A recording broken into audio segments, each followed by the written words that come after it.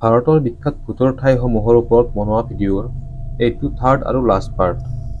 আজি আমি ভাৰতৰ আন কিছুমান ভূতৰ ঠাইৰ বিষয়ে এই ভিডিঅ'টোত দেখুৱাম। বম্বে হাইকোৰ্টত কাম কৰা অধিবক্তাসকলে বিশ্বাস কৰে যে আদালতত এটা প্ৰতিষেধকমূলক অত্যাচাৰ কৰা আত্মা আছে, যিয়ে হত্যাৰ বিচাৰত অভিযুক্তসকলক আদালত কক্ষত সোমোৱাত বাধা দিয়ে। আৰু এনেকুৱা কাৰ্যকলাপ প্ৰায় ৩ দশক ধৰি চলি আছে। কিন্তু মানুহে নাজানে যে এইটো কাৰ আত্মা। কিছুমান মানুহে কয় যে এই আত্মাটো এজন অধিবক্তাৰ আছিল, যিয়ে নিজৰ কাম ইমানেই ভাল পাইছিল যে মৃত্যুৰ পিছত আদালতৰ পৰা আঁতৰি নগ'ল। আৰু আন কিছুমানে কয় যে এই আত্মাটো এজন নিৰ্দোষী মানুহৰ আছিল, যাক হত্যাৰ গোচৰত দোষী সাব্যস্ত কৰি ফাঁচি দিয়া হৈছিল। আৰু এতিয়া এই আত্মাই আদালতত আতংকৰ সৃষ্টি কৰে। নতুন দিল্লীৰ দিল্লী কণ্টেইনমেণ্ট অঞ্চলত এটা পেৰানৰ্মেল ঘটনা প্ৰায় সংঘটিত হয়। ৰাতি অকলে দিল্লী কণ্টেইনমেণ্ট এলেকাৰে গৈ থাকিলে বগা শাৰী পিন্ধা এগৰাকী মহিলাই লিফ্ট দিয়াৰ বাবে প্ৰলোভিত কৰে। আৰু বহুত মানুহে মহিলাগৰাকীক লিফ্ট বিচৰা দেখা পাইছে। আৰু বেছিভাগ মাজনিশা ১ বজাৰ পৰা পুৱা ৪ বজালৈ এইটো ঘটনা সংঘটিত হয়। মানুহখিনিয়ে কৈছে যে যদি মহিলাগৰাকীক লিফ্ট দিয়া নাযায়, তেতিয়া মহিলাগৰাকীয়ে গাড়ীৰ পিছে পিছে দৌৰিবলৈ আৰম্ভ কৰে আৰু গাড়ীখনৰ আগত গৈ থিয় হয়। তাৰ পিছত হঠাৎ নাইকিয়া হৈ যায়। এনেকৈ মহিলাগৰাকীয়ে বহুত মানুহৰ এক্সিডেণ্ট কৰাইছে। পুনেৰ চন্দননগৰ ভাৰতৰ নতুনকৈ প্ৰসিদ্ধ হোৱা এখন ভূতৰ ঠাই। প্ৰায় ১০ বছৰ আগত ঘটা এটা ঘটনাৰ বাবে চন্দননগৰ ভাৰতৰ ভূতৰ ঠাই হিচাপে বিখ্যাত হৈছিল। ১০ বছৰ আগত এই অঞ্চলত এটা অট্টালিকাৰ নিৰ্মাণৰ কাম চলি আছিল আৰু এই নিৰ্মাণৰ সময়ত ছোৱালী এজনীৰ মৃত্যু হৈছিল। তাৰ পিছৰ পৰা চন্দননগৰত পেৰানৰ্মেল এক্টিভিটি আৰম্ভ হয়। ৰাতি হ'লে তেজৰ দাগ থকা ফ্ৰক পিন্ধা ছোৱালী এজনী মানুহে প্ৰায় দেখা পোৱা কৰিলে। আৰু ছোৱালীজনীয়ে মানুহ দেখিলে বিষাদ ভৰা মাতেৰে মাতিব আৰু কান্দিব ধৰে। এই ঘটনা সঘনাই সংঘটিত হোৱাৰ বাবে চন্দননগৰক ভূতৰ ঠাই হিচাপে কোৱা হয়। চিমলাত অৱস্থিত চাৰ্লিভিল মেনচনটো ব্ৰিটিছ কালত নিৰ্মাণ কৰা হৈছিল আৰু ১৯১৩ চনত এজন ব্ৰিটিছ বিষয়া ভিক্টৰ বেইলীয়ে তেওঁৰ পত্নীৰ সৈতে এই ঘৰটো ভাড়া লৈছিল। কিন্তু পিছত তেওঁ গম পালে যে এই ঘৰটো এটা ভূতৰ দ্বাৰা প্ৰভাৱিত। আৰু ভিক্টৰ বেইলীয়ে ভূত থকা কথা বিশ্বাস নকৰি কি আছে চাবৰ বাবে অনুসন্ধান কৰে, কিন্তু একো দেখা নাপালে। সেইবাবে যিটো কোঠাত ভূতৰ কাৰ্যকলাপ হৈ থাকে বুলি শুনিছিল সেই কোঠাটো তেওঁ বন্ধ কৰি দিয়ে। আৰু কিছুদিন পিছত যেতিয়া কোঠাটো খুলিলে, তেওঁ দেখিলে যে কোঠাটোত থকা বস্তুবোৰ ভাঙি চাৰিওফালে বিচৰিত হৈ আছে। আৰু পিছত এনেকুৱা কাৰ্যকলাপ সমগ্ৰ ঘৰটোতে আৰম্ভ হ'ল। সেয়েহে বেইলীয়ে ঘৰটো এৰি গুচি যায়। পৰৱৰ্তী সময়ত ভাড়া লোৱা মানুহেও একে ঘটনা হোৱা বুলি কৈছে আৰু এতিয়া এই ঘৰটোত কোনো নাথাকে। ৰাইটাৰ্ছ বিল্ডিং কলকাতাৰ আটাইতকৈ উল্লেখযোগ্য অট্টালিকাবোৰৰ ভিতৰত এটা। আৰু ৰাইটাৰ্ছ বিল্ডিং এতিয়া পশ্চিমবংগ চৰকাৰৰ সচিবালয় ভৱন। বৰ্তমানৰ ভৱনটো ১৭৭৭ চনত নিৰ্মাণ কৰা হৈছিল আৰু এই ঠাই আছিল ইষ্ট ইণ্ডিয়া কোম্পানীৰ জুনিয়ৰ ক্লাৰ্কৰ কাৰ্যালয়। কিন্তু এই সকলো গৌৰৱময় কাহিনীৰ উপৰিও অট্টালিকাটোৰ এটা অন্ধকাৰ কাহিনী আছে। ১৯৩০ চনৰ ৮ ডিচেম্বৰৰ ৰাতিপুৱা বংগৰ ৩জন বিপ্লৱীয়ে সেই সময়ৰ আৰক্ষী মহাপৰিদৰ্শক কৰ্ণেল এন.এছ. ছিমছনক গুলীয়াই হত্যা কৰিছিল। কাৰণ ছিমছনে কাৰাগাৰৰ বন্দীসকলৰ ওপৰত বৰ্বৰতাৰে অত্যাচাৰ কৰিছিল। বহুতে বিশ্বাস কৰে যে কৰ্ণেলৰ আত্মা এতিয়া ভৱনটোত ঘূৰি ফুৰে।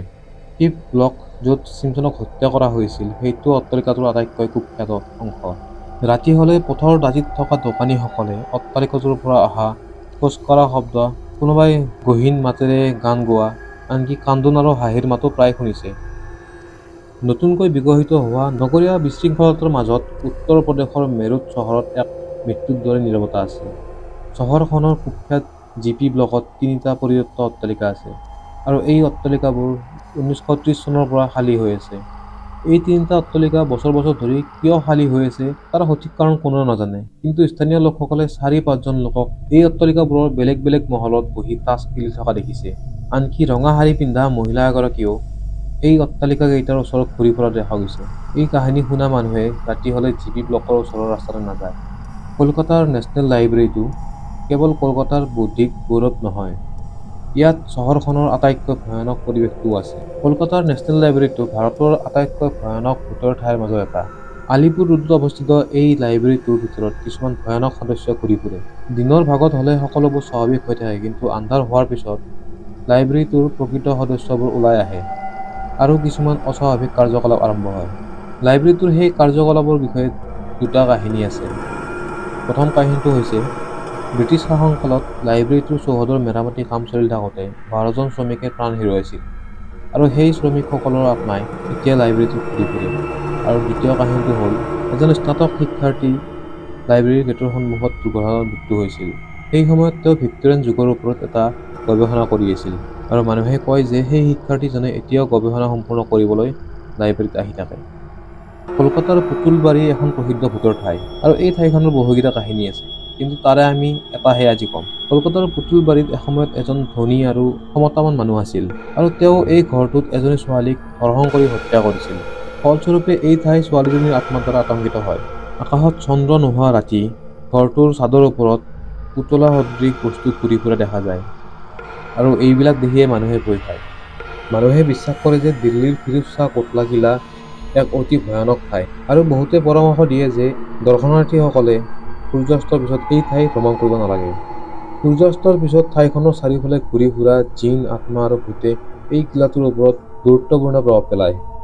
এই কিলাটো চহৰখনৰ মাজ ভাগত অৱস্থিত আৰু ওচৰতে আছে কোটলা ক্ৰিকেট ষ্টেডিয়াম। স্থানীয় লোকসকলে প্ৰতি বৃহস্পতিবাৰে জিনক গাখীৰ আৰু বিভিন্ন সামগ্ৰী আগবঢ়ায় যাতে তেওঁলোকৰ মনৰ ইচ্ছা পূৰা হয় আৰু বহুতো মানসিকভাৱে বিচলিত মানুহ ইয়াত আৰোগ্য হ'ব আহে। মানুহে কয় যে এই কিলাটোৰ কবৰৰ পৰা চিঞৰ বাখৰ শব্দ আহে আৰু কিছুমানে কয় যে তেওঁলোকক অদৃশ্য শক্তিয়ে চৰ মাৰিছিল আৰু কিছুমানে কৈছে যে এজাক ৰহস্যময়ী বতাহে কিলাৰ চাৰিওফালে তেওঁলোকক খেদি ফুৰিছিল, কিন্তু কিলাৰ পৰা ওলোৱাৰ পিছত বতাহজাক নোহোৱা হৈ যায়। ডিছুজা চহৰ মুম্বাইৰ মাহিমৰ এটা জনবসতিপূৰ্ণ এলেকাত অৱস্থিত। আৱাসীসকলে এই ঠাইত এগৰাকী মহিলাৰ ভূত দেখা পোৱা বুলি কৈছে। এই মহিলাগৰাকীৰ ভূতটো ৰাতি ওলায় আৰু অঞ্চলটোৰ চাৰিওফালে লুকাই লুকাই ঘূৰি ফুৰে আৰু সূৰ্যোদয় হোৱাৰ পিছত এই ভূতৰ চিহ্ন নোহোৱা হৈ যায়। স্থানীয় লোকসকলে বিশ্বাস কৰে যে তেওঁ এগৰাকী বৃদ্ধ মহিলা আছিল যিয়ে কুঁৱাৰ পৰা পানী তুলি থাকোঁতে কুঁৱাত পৰি গৈছিল। মহিলাগৰাকীয়ে সহায়ৰ বাবে বহুত চিঞৰিছিল, কিন্তু কোনেও এই মাত শুনা নাছিল, যাৰ ফলত মহিলাগৰাকীৰ পানীত ডুবি মৃত্যু হৈছিল। এইটো চিৰিজৰ ভিডিঅ' আমি ইমানতে শেষ কৰিম বুলি ভাবিছোঁ। যদি আপোনালোকে আমাৰ ভিডিঅ'বোৰ চাই ভাল পাইছে, আমাৰ চেনেলটো ছাবস্ক্ৰাইব কৰিব।